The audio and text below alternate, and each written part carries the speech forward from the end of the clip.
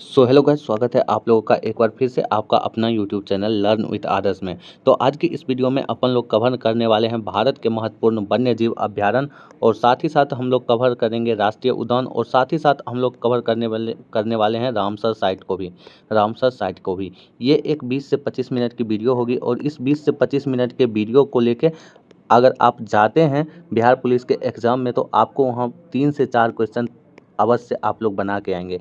Even Bihar police का ही नहीं exam, अगर आप कोई भी एग्ज़ाम में जाते हो तो 3 से 4 क्वेश्चन इससे आप लोगों को देखने के लिए ज़रूर ही मिलेगा। तो चलिए वीडियो को अंत तक आप लोग देखते रहिए और देखिए, इस वीडियो को बनाने का पर्पस बस यही है कि आप लोगों को कम समय में ज़्यादा से ज़्यादा कंटेंट दे दिया जाए। तो सबसे पहले शुरुआत करते हैं यहाँ पे। तो हम लोग सबसे पहले देखते हैं दक्षिण भारत के अभ्यारण्य। दक्षिण भारत के अभ्यारण्य की अगर हम चर्चा करें तो सबसे पहले आता है पेमपारा वन्यजीव अभ्यारण्य। पेमपारा वन्यजीव अभ्यारण्य की अगर बात करें तो यह आपको केरल में देखने के लिए मिल जाएगा। यह आपको केरल में देखने के लिए मिलता है, पेमपारा वन्यजीव अभ्यारण्य। और यह एक पश्चिमी घाट का एक महत्वपूर्ण वन्य जीवों का निवास स्थान है। यह पश्चिमी घाट में आपको देखने के लिए मिलेगा और केरल में देखने के लिए मिलेगा, पेमपारा वन्यजीव अभ्यारण्य। और दूसरा अपन लोग अगर बात करते हैं तो डांडेली अंशी राष्ट्रीय उद्यान। डांडेली अंशी राष्ट्रीय उद्यान की अगर बात करें तो यह आपको कर्नाटका में देखने के लिए मिलेगा। यह आपको कर्नाटक में देखने के लिए मिलेगा, कर्नाटक में देखने के लिए मिलेगा। तीसरा अपन लोग देखते हैं तो नागरहोल राष्ट्रीय उद्यान। अगर हम नागरहोल राष्ट्रीय उद्यान की बात करें तो आपको ये भी कर्नाटका में देखने के लिए मिलेगा, कर्नाटक में देखने के लिए मिलेगा। तो यहाँ पे मैंने अगर दक्षिण भारत की बात किया अभी तक 3 अभ्यारण्य के बारे में, तो पेमपारा आपको केरल में, डांडेली आपको कर्नाटक में और नागरहोल भी आपको कर्नाटक में देखने के लिए मिलेगा। उसके बाद एक और आपको दक्षिण भारत में देखने के लिए मिलेगा अभ्यारण्य, और जिसका नाम है भद्रा वन्यजीव अभ्यारण्य। भद्रा वन्यजीव अभ्यारण्य आपको कर्नाटक में देखने के लिए मिलेगा।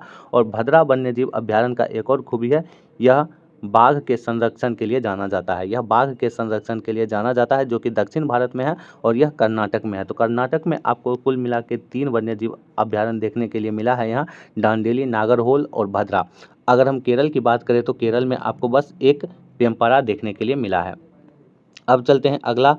तो अगला अपन लोग देखें तो यहाँ पे पूर्वी भारत के प्रमुख संरक्षित क्षेत्र, यानी कि पूर्वी भारत के जो भी अभ्यारण्य हैं उसको देखेंगे। तो बुक्सा राष्ट्रीय उद्यान, बुक्सा राष्ट्रीय उद्यान अगर हम देखते हैं तो यह पश्चिम बंगाल में स्थित है। यह पश्चिम बंगाल में स्थित है और यह रॉयल बंगाल टाइगर का घर है। यह रॉयल बंगाल टाइगर का होमलैंड है, बुक्सा राष्ट्रीय उद्यान। बुक्सा राष्ट्रीय उद्यान पश्चिम बंगाल में है और यह रॉयल बंगाल टाइगर का निवास स्थान है। उसके बाद अपन लोग देखते हैं गहीरमाथा समुद्री अभ्यारण्य। गहीरमाथा समुद्री अभ्यारण्य का मतलब होता है कि ये समुद्री अभ्यारण्य, यानी कि ये समुद्र होगा कोई और उसी में कोई अभ्यारण्य बनाया गया होगा। और ऊपर जो भी हम आपको देख रहे थे वो था भूमि, लेकिन यहाँ पे आपको समुद्र में ये अभ्यारण्य देखने को मिलेगा। तो गहीरमाथा समुद्री अभ्यारण्य आपको उड़ीसा में देखने के लिए मिलेगा और यह ओलिव रिडले कछुए के लिए एक महत्वपूर्ण घोंसला बनाने का स्थान है। और यहाँ पे आपको एक कछुआ दिख रहा होगा, तो ये जो है ये कछुए का निवास स्थान है। कछुए का निवास स्थान अगर आपसे पूछा जाए तो आप लोग कहेंगे गहीरमाथा समुद्री अभ्यारण्य। और रॉयल बंगाल टाइगर का अगर आपसे निवास स्थान भी पूछा जाता है तो आप लोग क्या बोलेंगे, बुक्सा राष्ट्रीय उद्यान, बुक्सा राष्ट्रीय उद्यान। और बुक्सा राष्ट्रीय उद्यान कहाँ है, तो पश्चिम बंगाल में। और गहीरमाथा समुद्री अभ्यारण्य कहाँ है, तो आपको उड़ीसा में। ये चीज़ याद रखना है, तभी आपके एग्जाम में क्वेश्चन बनेंगे। अब हम लोग देखेंगे उत्तरी पूर्वी भारत के अभ्यारण्य। अगर हम बेरोल वन्यजीव अभ्यारण्य की बात करें तो यह असम में स्थित है और यह विभिन्न प्रकार के वनस्पतियों एवं जीवों का घर है। बोरेल वन्यजीव अभ्यारण्य आपको असम में देखने के लिए मिलेगा और यह विभिन्न प्रकार के वनस्पतियों और जीवों का घर है। वनस्पतियों और जीवों का घर है बोरेल वन्यजीव अभ्यारण्य और यह असम में है। उसके बाद आता है रोवा वन्यजीव अभ्यारण्य। यह आपको त्रिपुरा में देखने के लिए मिलेगा और यह पक्षी विविधता के लिए जाना जाता है। अगर आपसे परीक्षा में क्वेश्चन पूछा जाए कि पक्षी विविधता के लिए कौन सा अभ्यारण्य जाना जाता है, तो आप लोग बोलोगे रोवा वन्यजीव अभ्यारण्य। ऑप्शन के अकॉर्डिंग आप लोग इसको कर सकते हो। उसके बाद आता है कि मानस राष्ट्रीय उद्यान कहाँ है। तो मानस राष्ट्रीय उद्यान की अगर हम बात करें तो यह असम में स्थित है और यह एक यूनेस्को विश्व धरोहर स्थल और टाइगर रिजर्व भी है। ये चीज़ आपको याद रखना है। मानस वन्यजीव उद्यान की अगर बात करें तो ये कहाँ है, यह है असम में। ये काफ़ी इम्पोर्टेंट है और यह यूनेस्को साइट में भी है। यूनेस्को में भी इसको शामिल किया गया है। यूनेस्को में शामिल होने के साथ साथ यह एक टाइगर रिजर्व भी है। यह एक टाइगर रिजर्व भी है, टाइगर रिजर्व भी है। मानस राष्ट्रीय उद्यान, ये काफ़ी इंपॉर्टेंट है, इसको आप लोग याद रखिए, यूनेस्को में भी है, असम में है, और यह एक टाइगर रिजर्व भी है। उसके बाद आता है फावंगपुई राष्ट्रीय उद्यान, और यह मिजोरम में है, और इसे नीला पर्वत उद्यान नाम से भी जाना जाता है। आपसे अगर परीक्षा में क्वेश्चन पूछा जाए नीला पर्वत उद्यान नाम से किसे जाना जाता है, तो आप लोग कहेंगे फावंगपुई राष्ट्रीय उद्यान, फावंगपुई राष्ट्रीय उद्यान, और इसे नीला पर्वत उद्यान के नाम से भी जाना जाता है। अब हम लोग देखते हैं ओशियनिक नेशनल पार्क और उसके अद्वितीय जीव, यानी कि ओशियनिक यानी कि समुद्री नेशनल पार्क और उसके अद्वितीय जीव। सबसे पहला अपन लोग पढ़ेंगे ओशनिक नेशनल पार्क में कच्छ। कच्छ एक जगह है जो कि गुजरात में है, और यह भारत का पहला समुद्री उद्यान है। Oceanic national park Kutch Gujarat में है, और यह भारत का पहला समुद्री राष्ट्रीय उद्यान है। अगर आपसे परीक्षा में पूछा जाए कि भारत का पहला समुद्री उद्यान कौन सा है, तो आप लोग बोलेंगे कच्छ, और यह कहाँ है, तो गुजरात में है। यह कहाँ है, तो गुजरात में है। उसके बाद आता है गहीरमाथा समुद्री अभयारण्य, ये आपको मैंने ऊपर भी पढ़ाया है, ये उड़ीसा में है, और ये किसके लिए फेमस है, कछुओं के लिए। ये किसके लिए है, कछुआ के लिए, कछुआ के लिए, यानी कि कछुआ के लिए ये फेमस है गहीरमाथा अभयारण्य। एक चीज़ यहाँ पे आप लोग नोट में देख लीजिए, भारत का oceanic national park Kutch Gujarat में स्थित है, और यह समुद्री जैव विविधता के संरक्षण के लिए महत्वपूर्ण है। इस चीज़ को आप लोग नोट में लिख लीजिएगा, और ये पीडीएफ आपको टेलीग्राम पे मिल जाएगी। तो टेलीग्राम का नाम है लर्न विथ आदर्श। आदर्श अगर आप लोग सिंपली टेलीग्राम पे सर्च करोगे तो वहाँ पे ये पीडीएफ आपको अपलोडेड मिल जाएगी। अब अपन लोग देखते हैं पेंच राष्ट्रीय उद्यान की स्थिति। पेंच राष्ट्रीय उद्यान, यह राष्ट्रीय उद्यान मध्य प्रदेश और महाराष्ट्र दोनों राज्यों में फैला हुआ है, और कर्नाटक में स्थित नहीं है, कर्नाटक में स्थित नहीं है। पेंच राष्ट्रीय उद्यान ये आपको मध्य प्रदेश से लेकर महाराष्ट्र तक दोनों राज्यों में फैला हुआ मिल जाएगा। लेकिन अगर आप कर्नाटक की बात करें, बहुत जगह ये कर्नाटक भी लिखा होता है, तो कर्नाटक में ये फैला नहीं है, ये कर्नाटक में फैला नहीं है। पेंच राष्ट्रीय उद्यान बस आपको महाराष्ट्र में देखने के लिए मिलेगा, और मध्य प्रदेश एमपी और एमएच में देखने के लिए मिलेगा, और केआर में, कर्नाटक में ये नहीं है। तो पेंच कहाँ है, तो मध्य प्रदेश और महाराष्ट्र में, मध्य प्रदेश और महाराष्ट्र में। अब हम लोग देखेंगे उत्तरी भारत के राष्ट्रीय उद्यान। अगर हम उत्तरी भारत के राष्ट्रीय उद्यान की बात करें तो सबसे पहले आता है हेमिस राष्ट्रीय उद्यान। अगर हेमिस राष्ट्रीय उद्यान की बात करें तो यह लद्दाख में स्थित है, और यह भारत का सबसे बड़ा राष्ट्रीय उद्यान है। अगर आपसे भारत का सबसे बड़ा राष्ट्रीय उद्यान आपसे अगर पूछा जाए तो आप लोग क्या कहोगे, हेमिस हेमिस हेमिस हेमिस। इसको आप लोग याद कर सकते हैं, हेमिस स्कूल में जो मिस कहते थे, वही हेमिस राष्ट्रीय उद्यान आपको लद्दाख में देखने के लिए मिल जाएगा, और यह भारत का सबसे बड़ा राष्ट्रीय उद्यान है। उसके बाद बात करते हैं हिम तेंदुआ। यहाँ पे क्या लिखा हुआ है, हिम तेंदुआ। हिम तेंदुआ क्या है, हेमिस राष्ट्रीय उद्यान हिम तेंदुआ के लिए विश्व प्रसिद्ध है। हेमिस राष्ट्रीय उद्यान में हिम तेंदुआ रहता है, और हिम तेंदुआ का ये घर माना जाता है, यानी कि रहने का घर माना जाता है। हेमिस राष्ट्रीय उद्यान में आप लोगों को 3 चीज़ याद रखना है। सबसे पहला बात, ये लद्दाख में है। उसके बाद ये भारत का सबसे बड़ा है, और ये हिम तेंदुआ के लिए फेमस है, हिम तेंदुआ के लिए फेमस है, हिम तेंदुआ के लिए फेमस है। उसके बाद इसका अगर हम पक्षी जीवन देखें तो यह कई दुर्लभ पक्षी प्रजातियों का भी घर भी है। साथ ही साथ ये हिम तेंदुआ के लिए भी फेमस है, लद्दाख में है, और कई पक्षी प्रजातियों के लिए भी ये हेमिस राष्ट्रीय उद्यान आपको फेमस है।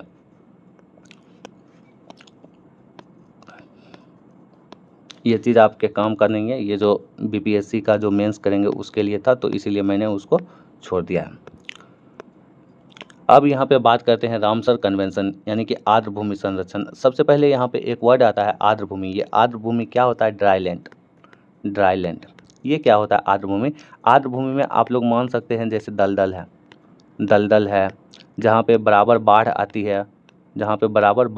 है, यानी कि जहाँ पे पानी का कोई भी कमी ना हो, उसे आर्द्र भूमि कहते हैं। और जहाँ पे आप इसको मान सकते हैं दलदल मान सकते हैं, ऐसे ही भूमि होती है आर्द्र भूमि। तो इसका उद्देश्य क्या है, रामसर कन्वेंशन का उद्देश्य आर्द्र भूमि का संरक्षण करना और सतत उपयोग करना। यह एक अंतर्राष्ट्रीय संधि है। एक दिन मैं आप लोग को अगर रामसर समझ में नहीं आता है तो आप लोग कमेंट कीजिए, मैं रामसर पे पूरा वीडियो लेके आ जाऊंगा। लेकिन यह वीडियो बस छोटा सा टॉपिक है, तो इसीलिए मैं इसको जल्दी से कवर करता हूँ, वन लाइनर है। तो बस आप आप इतना समझिए कि रामसर कन्वेंशन का उद्देश्य यह है कि ड्राई लैंड को संरक्षण देना और इसका सतत उपयोग करना, और यह जो होती है एक अंतर्राष्ट्रीय संधि होती है। महत्व क्या होता है? आर्द्रभूमि जैव विविधता और पारिस्थितिकी संतुलन के लिए महत्वपूर्ण है, और ये पानी साफ करती है। ये कुछ ज़्यादा हो गया, इसको मैं नहीं बोलूँगा, लेकिन आप लोग बस सिंपल सा याद रखिए, रामसर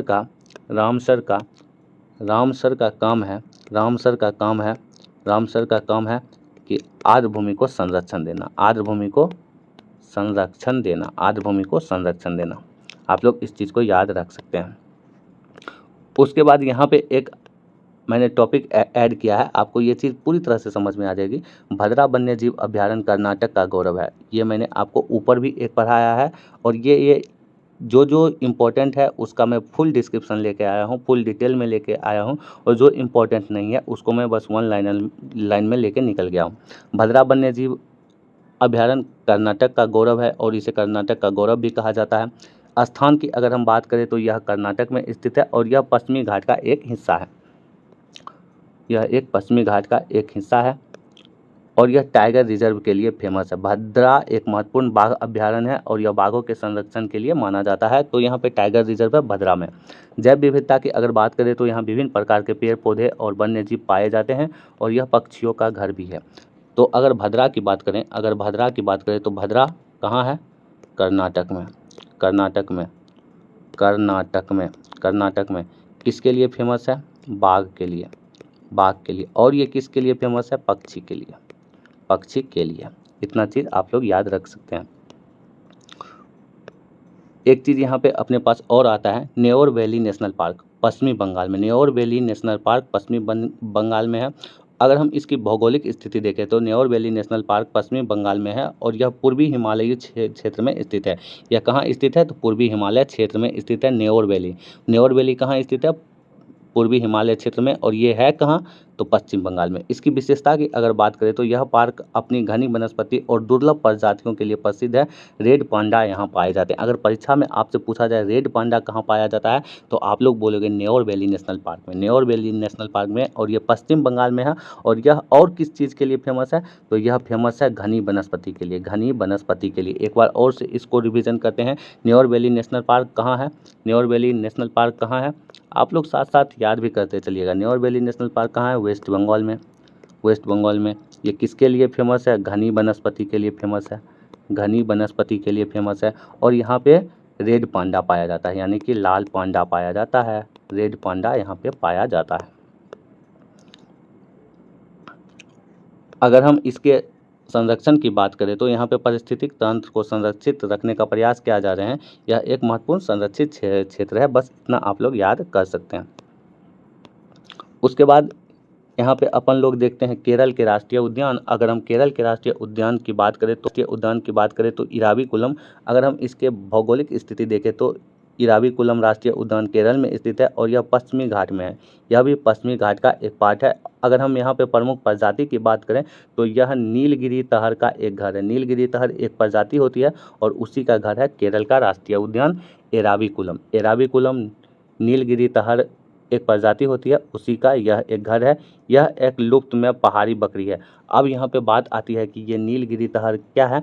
नीलगिरी तहर एक लुप्त में पहाड़ी बकरी है। लुप्त में पहाड़ी बकरी होती है। अगर हम वनस्पति की बात करें तो यह 16 घास के मैदान और वर्षा वन है। यहाँ एक सुंदर पहाड़ी परिदृश्य है।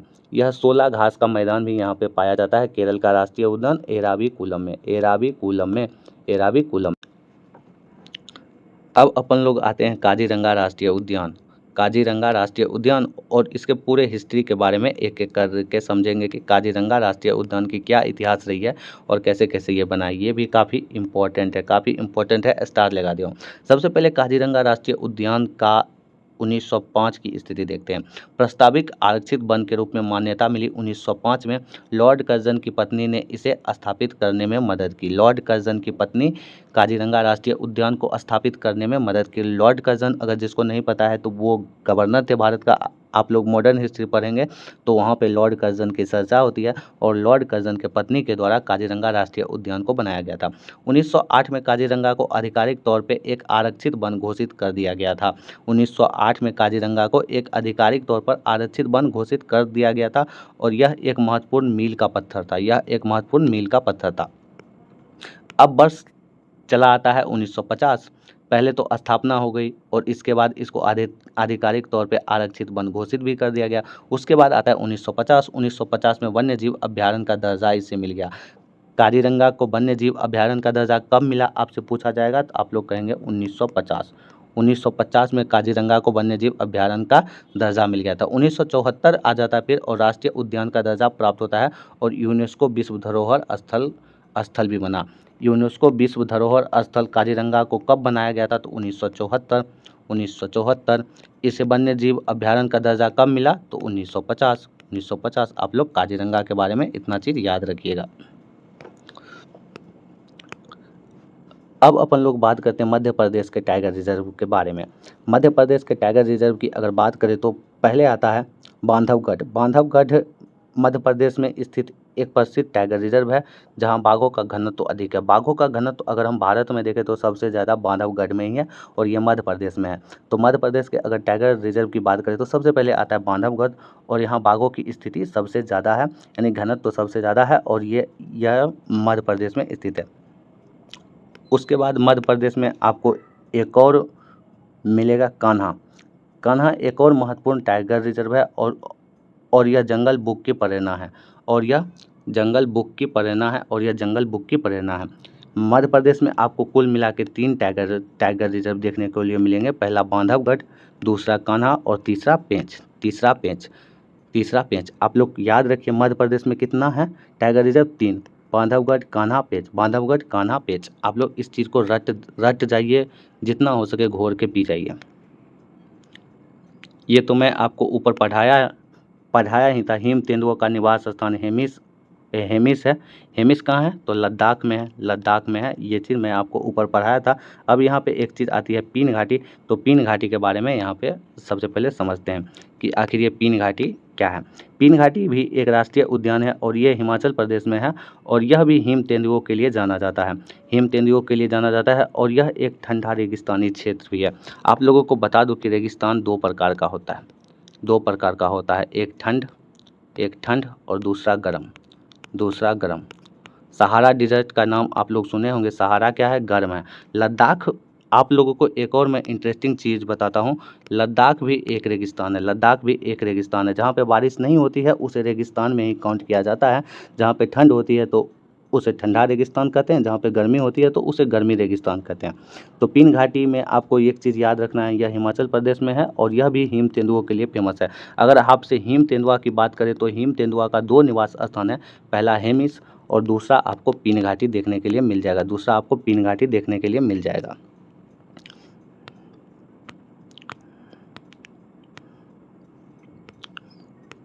अब हम लोग देखेंगे संकटग्रस्त एस्चुरियन मगरमच्छों का संरक्षण। भीतरकनिका वन्यजीव अभ्यारण्य आपको ओडिशा में देखने के लिए मिलेगा और यह किसके लिए फेमस है तो मगरमच्छ के लिए आप लोग को ये फेमस है। मगरमच्छ के लिए ये फेमस है और यह भी एक भारत का महत्वपूर्ण आर्द्र भूमि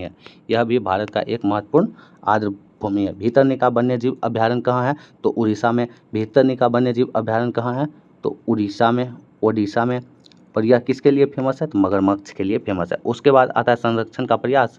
अभ्यारण्य में मगरमच्छों की संख्या में वृद्धि हुई है। अभी के टाइम में अगर देखा जाए तो भीतरकनिका वन्यजीव अभ्यारण्य में मगरमच्छ की जो संख्या है वो बढ़ी है और यह एक सफल संरक्षण का उदाहरण भी इसे कहा जा सकता है। एक यहाँ पे वन्यजीव अभ्यारण्य और आता है और इसे कहते हैं बार नवपारा वन्यजीव अभ्यारण्य। यह छत्तीसगढ़ में है और यह अपने समृद्ध जैव विविधता के लिए जाना जाता है। बार नवपारा वन्यजीव अभ्यारण्य। अगर हम वन्यजीव विविधता की बात करें तो यहाँ विभिन्न प्रकार के जानवर और पक्षी पाए जाते हैं और यह क्षेत्र पर्यटकों को आकर्षित करता है। बार नवपारा वन्यजीव अभ्यारण्य ये आपको छत्तीसगढ़ में देखने के लिए मिल जाएगा।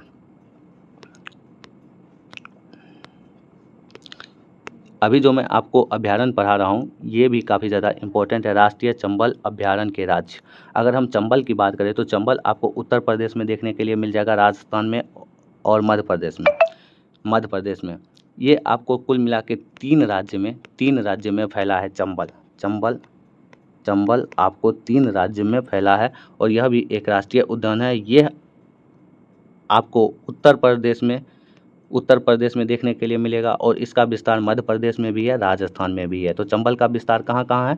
उत्तर प्रदेश, मध्य प्रदेश, राजस्थान में। फिर लिख देता हूँ UP MP and RJ, UP MP RJ Chambal, UP MP RJ Chambal.